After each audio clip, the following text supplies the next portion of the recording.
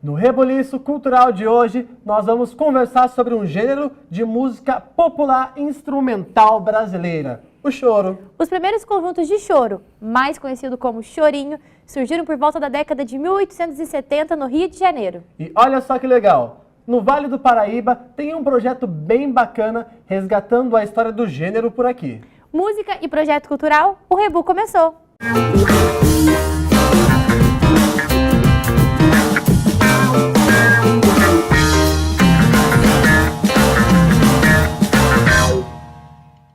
O projeto Viva o Choro de Taubaté resgata a história do gênero na cidade com registro inédito em CD. E quem está aqui para conversar com a gente, Mica, sobre isso? Rogério, Humberto e Luiz Paulo, sejam bem-vindos ao Rebu, é um prazer receber vocês aqui. Obrigado.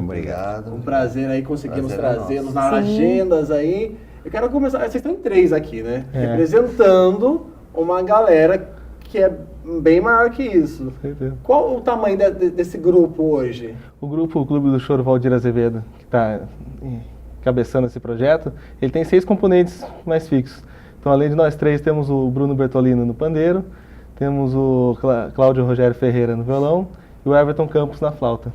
Então são 6 fixos. É. Tem mais uma galera que aparece de vez em quando, então? Então vai ter uma série de convidados no nosso disco que vai reunir vários músicos de Taubaté, representando essa geração que está tocando choro. E ó, pro pessoal de casa que não conhece muito sobre o choro, ele recebe influências de outros gêneros, né? Queria que vocês citassem pra gente um pouquinho. Na verdade, o choro, ele teve início ali no final do século XIX, uma fusão da música europeia com a música africana e com base nisso, e a espontaneidade dos músicos que tocavam naquela época, foi se reunindo grandes nomes, grandes músicos que tocavam na região portuária ali do Rio de Janeiro, e isso se tornou uma linguagem entre eles, e essa fusão de mistura, de conversa, foi o que deu realmente início ao gênero, e daí começou a se propagar aí por todos os cantos. E é uma coisa meio de subúrbio ali também, né? A gente vê que muita coisa de cultura e de arte surge, vem do pessoal ali. Com certeza. Tinha muitos portugueses que vinham com seus instrumentos, né? O violão. O violão foi um instrumento muito forte que vinha, eles tocavam fado. E também aí as músicas europeias era tudo interpretado. Por isso que se fala muito o choro. É uma maneira chorosa de tocar, né, as músicas que são muito tradicionais, as polcas, as valsas. E aí, esse jeito choroso de tocar, o chorinho foi sendo derivado para uma música própria. Você falou sobre o violão de instrumento, mas também entra aí no choro a flauta, o cavaquinho. O que mais que tem aí? Seu Humberto, o que mais que a gente encontra no choro? Bom, o choro ele cresceu no Rio de Janeiro, certo? Então, com o surgimento do Pixinguinha, que foi considerado por nós o pai do choro, ele então que estudou e vendo toda essa influência, surgiu esse ritmo que permaneceu até hoje, certo? Sim, Pixinguinha todo mundo conhece. Realmente, Pixinguinha, grande nome, ele era flautista, né? Ele começou como flautista. Ele era flautista. Na verdade, o choro, ele é uma, como eu falei, uma conversa. Então, os instrumentos, a gente acaba meio segmentando como acompanhadores e solistas, né? Os acompanhadores seriam o cavaquinho, o violão, o pandeiro, que depois surgiu um pouquinho depois, né? Instrumentos que fazem aquela que a gente chama cama, entre aspas, para os solistas, que daí também são diversos instrumentos, não há uma restrição, né? Flauta, clarinete, trombone, bandolim. O próprio bandolim, o próprio cavaquinho, depois com Valdir Azevedo, que também imortalizou como um solista de cavaquinho.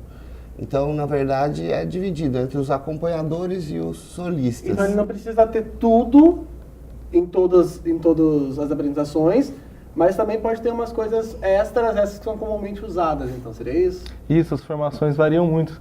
E é sempre com encontros de amigos, né? Então, você tem esses acompanhadores que sempre estão convidando solistas, aí muda o timbre, muda o estilo da conversa. Isso aqui, pega e vai. Só vai. Pode continuar, Desculpa. pode continuar. É muito gostoso porque cada um tem um repertório diferente. Então isso vai instigando todos a quererem conhecer mais. Poxa, mas você tocou uma música que eu não conhecia, que é uma música especificamente, de repente, clarinete.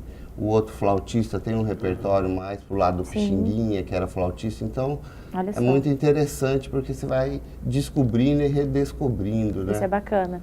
E Taubaté tem história com o choro, né? Qual que é a relação da música com a cidade? O Humberto depois vai falar da formação lá dos músicos de Taubaté, mas ela, por estar no eixo, né, São Paulo e Rio, e esses músicos que gravavam um disco na década de 40, 50, esses discos transitavam, chegavam, né, lá na cidade e eram consumidos pelos... Foi com o surgimento do 78 Rotações, né, que é o primeiro disco, que esses discos foram chegando até nós pela rádio, pelas rádios. E aí houve o interesse de todos que moravam ali, mas não existia uma escola, era uma escola de ouvido. Tinha que ouvir, ele gostava, então de repente ele estava tocando. Olha só. E aí como surge o Clube de Choro Valdir Azevedo? Antes mesmo de falar do projeto, né, como que esse clube surge em Taubaté? Ele marcou assim, uma influência que teve aqui em São José dos Campos com o Clube do Choro Pixinguinha, né, que foi uma primeira iniciativa aqui no Vale. O Luiz também participou e ele ainda... com certeza. O maestro Cunha, e além de outros músicos fundadores aí, o João Silva, figura muito importante aqui, bandolinista da cidade, e entre outros grandes músicos da época aí, eu lembro bem ainda do Martinzinho, alguns músicos que já não estão entre a gente aqui, mas que iniciaram esse trabalho com o Clube do Choro Pixinguinha. E, na verdade, é aquele lance do encontro de amigos, né? O pessoal de Taubaté acabou também se cruzando, tocavam juntos e tal. E a partir disso eles... Levamos essa ideia. Isso, quando começou? O Clube do Choro Pixinguinha de São José de 95 e nós fundamos em 2005, 10 anos depois. Nosso conjunto lá em Taubaté. Então o pessoal de casa deve estar querendo ouvir um pouco de choro? Por favor, eu vamos imagino. ouvir? A gente vai para o intervalo, mas antes vocês vão ouvir um pouco do choro aqui do pessoal. Fica aí.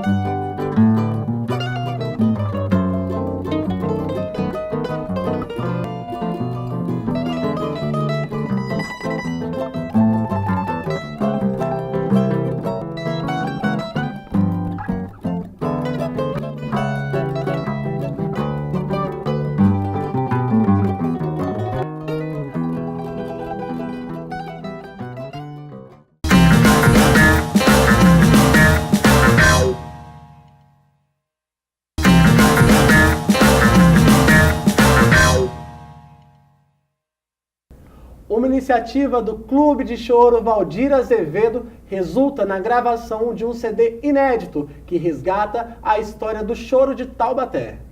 Voltamos aqui para nossa conversa. O projeto agora em si. E eu sei que tem uma pesquisa por trás do projeto. Queria que vocês falassem pra gente como que foi desenvolvido isso. Certeza. Então, o clube fundado em 2005, a gente ficou tocando muito tempo em festas no município lá de Taubaté, aqui no Vale. E quando a gente pensou, vamos gravar nosso disco, a gente estava tendo uma onda de renascimento do choro no Brasil todo, todo mundo gravando discos autorais. Eu fui me perguntar o que estava acontecendo aqui em Taubaté, estava acontecendo lá em Taubaté, se tinha compositores. Meu pai, violonista, descobri que ele tinha duas composições, que ele mesmo escondia. até escondido. E aí depois comecei a perguntar do pessoal da geração dele. Aí ele lembrou, tinha um amigo meu que tocava esse chorinho que era dele. Fomos atrás das pessoas, Alguns deles nos tocaram pra gente, a gente gravou, descobrimos outras em fitas cassetes, que haviam ensaios que eles mesmos se gravavam. A gente começou a abrir os arquivos e aí chegamos ao total de 12 músicas. Olha E, só. seu Humberto, por que tava escondido isso aí lá? A composição é feita no momento, mas a gente que faz não dá muito valor. Você acha que não podemos competir com Pixinguinha ou Valdir Azevedo, vamos deixar ela guardada aí. Então, foi Até nessa- que ele teve a ideia que eu achei boa, né? E qual a importância desse resgate para a cultura de Taubaté, né? Na visão pessoal mesmo de cada um de vocês. Ele é uma história inédita, assim, que músicos que tocaram em rádio, houve uma época de ouro também lá em Taubaté, assim, no tempo da rádio, década de 60, 70, eles tocavam ao vivo, show de calouros e tudo mais, e de repente abaixou-se assim, a poeira e não se falam mais dele. Então, eu acho que toda essa geração formou muitos músicos e vai ser importante contar a história deles. E para dizer que não tem rixa entre cidade, tem um joséense aqui no meio. Tá tudo pertinho, o São Luiz José Taubaté. Edson José, e tá lá fazendo parte desse projeto aí também, né, Luiz? Pois é, esse projeto eu tiro muito o chapéu pro Rogério, que realmente foi uma pesquisa assim, que ele foi a fundo, realmente buscou conhecer. Eu tive a oportunidade agora, recentemente, de conhecer alguns dos compositores que estão sendo gravados, como o maestro Roberto Vinagre. Olha só. Tivemos lá na casa dele, um grande músico, considerado assim, uma referência, inclusive entre os músicos em São Paulo. O seu Humberto eu já toco junto, então sou suspeito para falar.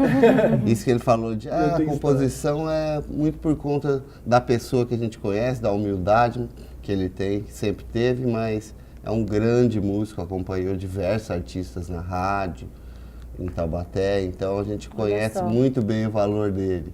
Você tá Aí- quietinho aí, São Humberto. E olha, são 12 faixas inéditas no CD. Como que foi o processo de seleção, de gravação? Tem uma preferida ali pra gravar? Como que foi pra escolher? A gente está gravando atualmente, até dezembro a gente fechar o disco. A gente começou pelas músicas do Humberto, né? Temos alguns compositores que são falecidos. Sim. Em memória João Fernandes, o Peixinho. Temos o Renato Silva. Temos também uma homenagem para o Ayrton Ribeiro, que era um mandolinista. Então a gente vai começar pelos autores vivos, depois vamos... Vai. Bacana. Essas 12 faixas, uma delas também é de um compositor, Antônio Rocha, flautista, que fez uma composição, ele visitou Taubaté algumas vezes e fez um Chorando em Taubaté, um choro que em homenagem. Então essa é a única que não é compositor nativo, Sim. mas homenageia a cidade. E vocês já estão aí apresentando um pouco do repertório para o público, né? Então, já passou de uma fase de pesquisa, estão em gravação, já tem coisa gravada, mas continua em gravação. Mas como é apresentar isso para o público depois desse trabalho feito? Como tem sido isso aí? Sempre uma surpresa boa, assim. Eles falam, nossa, daqui, de pessoas daqui da cidade, aqui da região, salta aos olhos, aos ouvidos, principalmente, que são músicas de qualidade, assim, estão sendo pensadas, né, conforme os arranjos, né?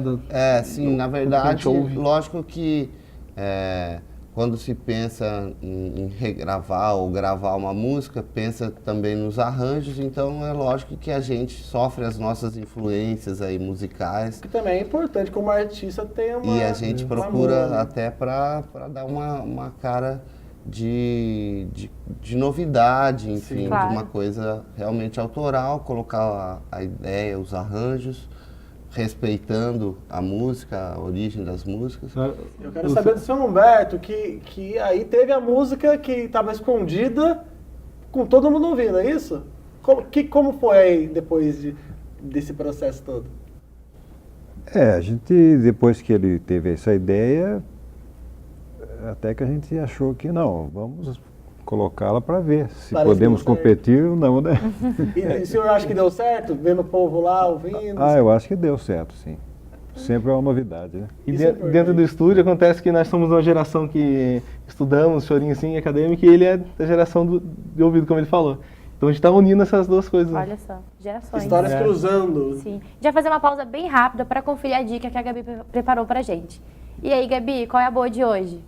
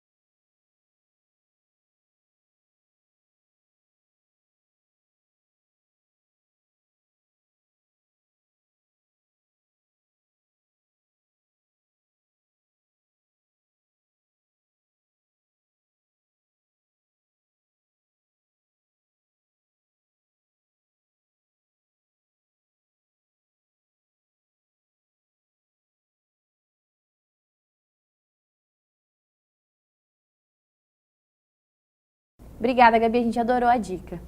Agora vamos voltar a falar aqui. A gente já falou sobre gravação, sobre pesquisa.